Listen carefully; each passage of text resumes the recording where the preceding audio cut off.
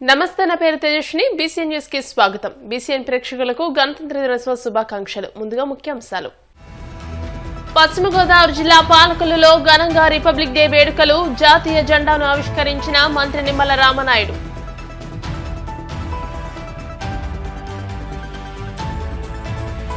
విశాఖలోని ప్రభుత్వ ప్రత్యేక బాలికల సదనాన్ని సందర్శించిన హోంమంత్రి అనిత. పిల్లలపై రాజకీయాలు చేయొద్దని ప్రతిపక్షాలకు విజ్ఞప్తి.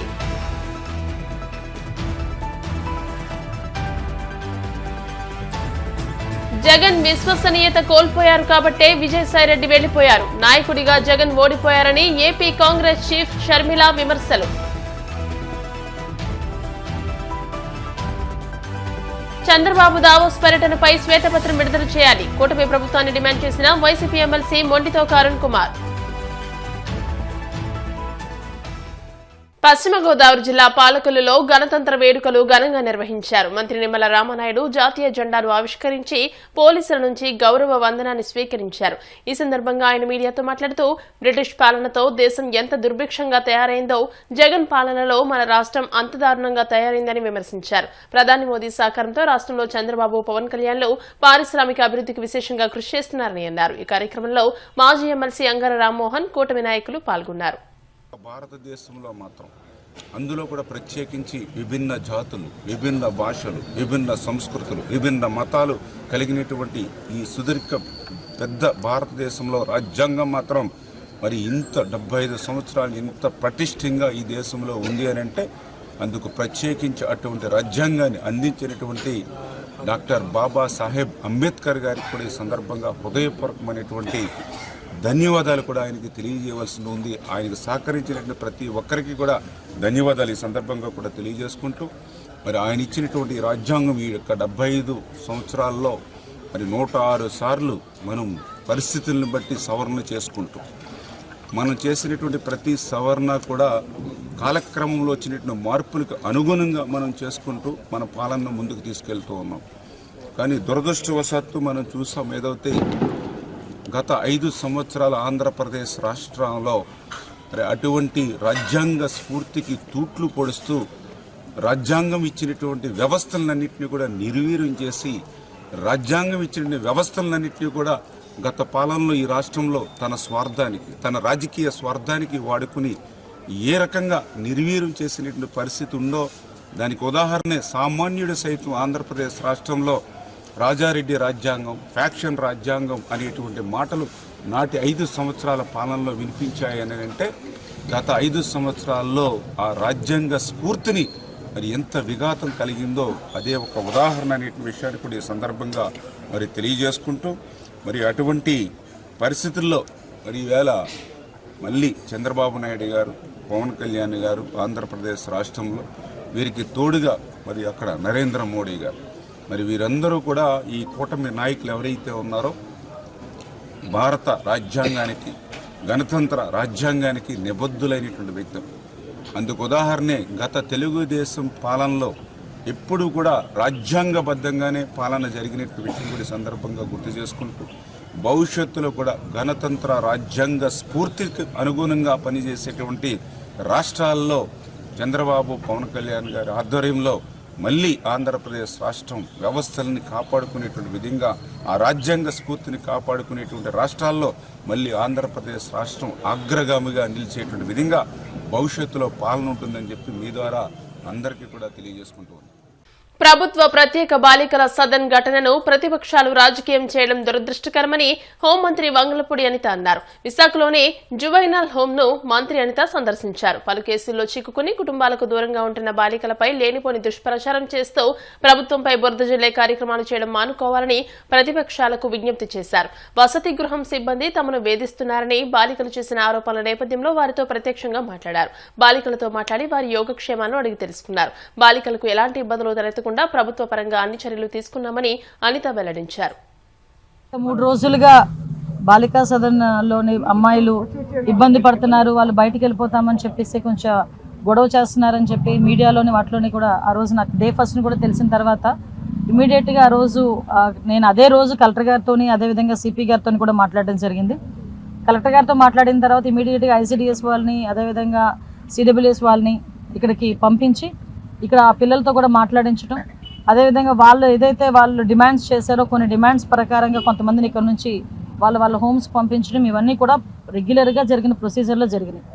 అంటే డే ఫస్ట్ వాళ్ళు ఎప్పుడైతే యాజిటేషన్ చేశారో నా దృష్టి కూడా వచ్చిన వెంటనే ఇమీడియట్గా కలెక్టర్ గారితో మాట్లాడిన తర్వాత సిపి గారితో కూడా మేము మాట్లాడినప్పుడు సిపి గారు కూడా ఒక మాట చెప్పారు, అసలు లోపల వాళ్ళు ఏం జరుగుతుంది క్లియర్గా తెలుసుకోవటానికి ఒక ఉమెన్ పోలీస్ని అదేవిధంగా ఒక ఎంఆర్ఓ గారిని కూడా పంపించి లోపల ఇండివిజువల్గా ఒక్కొక్క పిల్లలతో కూడా మీరు మాట్లాడండి అని చెప్పిన తర్వాత ప్రత్యేకంగా వాళ్ళు కూడా లోపలికి వెళ్ళి ఎంఆర్ఓ గారు అదేవిధంగా లోకల్ పోలీస్ కూడా లోపలికి వెళ్ళి అందరితో కూడా క్లియర్గా మాట్లాడడం జరిగింది. అయితే కొంతమంది పిల్లలు ఇక్కడికి వచ్చిన పిల్లల్లో అరౌండ్ ఇక్కడికి 53 to 60 మెంబర్స్ ఉన్నారు. మొన్నటి వరకు ఒక 60 మంది పిల్లలు ఉండేవారు. ఇప్పుడు అరౌండ్ 4 బయటికి పంపించడం జరిగింది, వాళ్ళ హోమ్స్కి ఇంటికి పంపించడం జరిగింది. డిఫరెంట్ ఏరియాస్ నుంచి కూడా ఇక్కడికి వస్తారు. దగ్గర 13 జిల్లాల నుంచి ఇక్కడికి వచ్చే పరిస్థితి కూడా ఉంది. నేను చూశాను ఇందాక 2-3 మాట్లాడేటప్పుడు రాయ్పూర్ నుంచి ఒక అమ్మాయి ఉంది, జార్ఖండ్ నుంచి ఒక అమ్మాయి ఉంది. వీళ్ళు ఏం చేస్తుంటారంటే తల్లిదండ్రుల నుంచి తప్పిపోయో లేకపోతే తల్లిదండ్రుల మీద కోపంతోనో ఈ రైల్వే స్టేషన్లో ట్రైన్స్ ఎక్కేసి ఇలా బస్సులు ఎక్కేసి ఇలా వచ్చిన వాళ్ళందరూ కూడా ఈ ఉమెన్ అండ్ చైల్డ్ వెల్ఫేర్ వాళ్ళు వీళ్ళందరూ కూడా వీళ్ళ టీం రెస్క్యూ చేసి ఇక్కడికి తీసుకొచ్చి పెట్టే పరిస్థితి. కొంతమంది ఇక్కడికి వచ్చిన తర్వాత కూడా కొన్ని సందర్భాల్లో వాళ్ళ అడ్రస్లు కూడా వాళ్ళు ఎక్స్ప్లెయిన్ చేయలేరు, చెప్పలేరు. కొన్ని సందర్భాల్లో వాళ్ళ పేరెంట్ తాలూకా ఫోన్ నెంబర్స్ కూడా వాళ్ళు మర్చిపోతారు. కొంతమంది చిన్నపిల్లలు కూడా ఉన్నారు.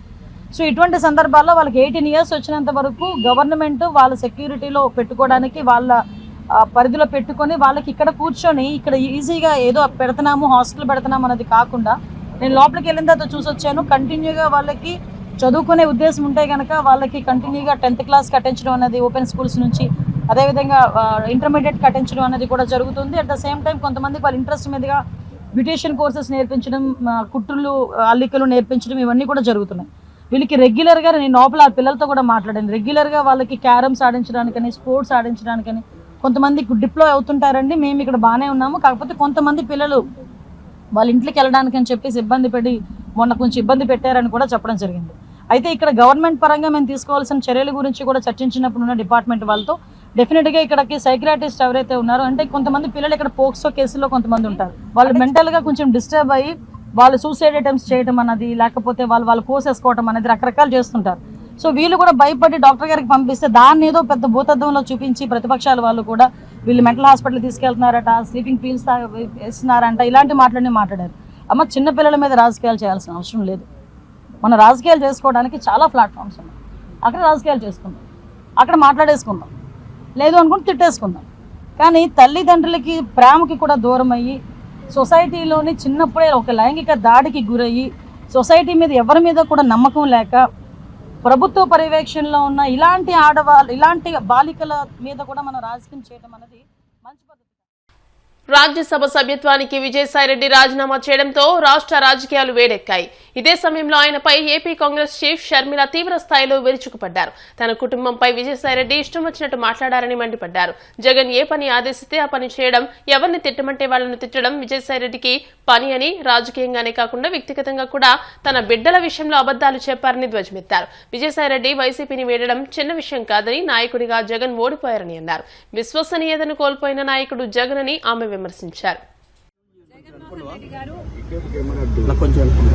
ఏ పని ఆదేశిస్తే ఆ పని చేయటం, ఎవరిని తిట్టమంటే వారిని తిట్టడమే విజయసాయిరెడ్డి గారి పని. ఒక రాజకీయంగానే కాదు, ఆఖరికి వ్యక్తిగతంగా కూడా నా బిడ్డల విషయంలో కూడా రాజశేఖర్ రెడ్డి గారి ఆశయం ఇది అని తెలిసి కూడా, రాజశేఖర్ రెడ్డి గారు ఇది కోరుకుంటున్నారు అని తెలిసి కూడా అందుకు వ్యతిరేకంగా మీడియా ముందుకొచ్చి అబద్దాలు చెప్పిన వాళ్ళు విజయసాయిరెడ్డి, చెప్పించిన వాడు జగన్మోహన్ రెడ్డి గారు. మరి వ్యక్తిగతంగా, ప్రొఫెషనల్ గా, రాజకీయంగా ఇంత సన్నిహితంగా ఉన్న విజయసాయిరెడ్డి గారు ఈరోజు జగన్మోహన్ రెడ్డి గారికి గుడ్ బై చెప్తూ వైసీపీకి రాజీనామా చేశారు అంటే ఇది చిన్న విషయం కాదు. దీన్ని అర్థం చేసుకోవాలంటే వైసీపీ కార్యకర్తలైనా, రాజశేఖర రెడ్డి గారి అభిమానులైనా ఆలోచన చేయాలి. జగన్మోహన్ రెడ్డి గారిని ఈరోజు విజయసాయిరెడ్డి గారు లాంటి వాళ్లే వదిలేస్తున్నారు అంటే ఎందుకు వదిలేస్తున్నారు?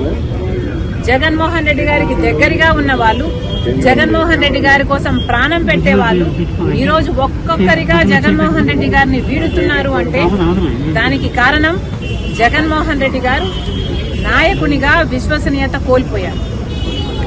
నాయకునిగా తన ప్రజలని, తనను నమ్ముకున్న వాళ్ళని కూడా తన దగ్గర ఉంచుకొని నమ్మకం కలిగించలేకపోతున్నాడు జగన్మోహన్ రెడ్డి గారు. కాబట్టే ఈరోజు రాజకీయంగా అయినా వ్యక్తిగతంగా అయినా జగన్మోహన్ రెడ్డి గారు విశ్వసనీయత కోల్పోయారు. కాబట్టే జగన్మోహన్ రెడ్డి గారు నా అనుకున్న వాళ్ళంతా దూరం అవుతున్నారు. జగన్మోహన్ రెడ్డి గారు తనని తాను కాపాడుకోవడం కోసం సాయిరెడ్డిని బీజేపీ దగ్గరికి పంపించాల్సిన అవసరం లేదు. ఎందుకంటే జగన్మోహన్ రెడ్డి గారు ఇంతకాలం సాయిరెడ్డిని తన దగ్గర పెట్టుకునే బీజేపీ నుంచి ఫేవర్స్ పొందాడు, తనని తాను కాపాడుకోగలిగాడు. కాబట్టి సాయిరెడ్డిని పంపితేనే బీజేపీ నాకు అనుకువగా ఉంటుంది కాబట్టి పంపుతున్నాము అని అనుకోవడానికి ఇక్కడ వీలు లేదు.